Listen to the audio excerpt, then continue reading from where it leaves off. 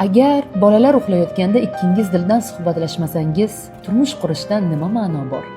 Parkda qo'l ushlashib sayr qilmasangiz, faqat urushsangiz va har oqshom telefoningizda o'tirsangiz, oila bo'lishdan nima ma'no bor?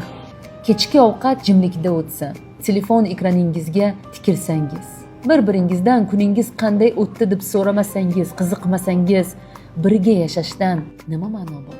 Agar bir uyda yashasangiz, lekin g'irt begonalardek bir-biringizga munosabatda bo'lsangiz, quchoqlashmasangiz, birga kulishib o'tirmasangiz, kelajagingiz uchun rejalaringizni birga qilmasangiz, xotin bo'lishdan nima ma'no bor?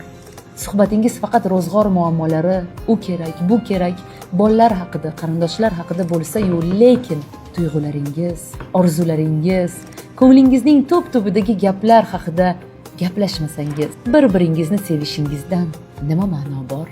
Oila bu shunchaki bitta uyda yashash, bitta qozondan ovqat yeyish yoki bitta familiyani bo'lishish emas. Bu har kuni bir-birini sevish, bir-biriga mehr berish, bir-birini qadrlash tanlovidir.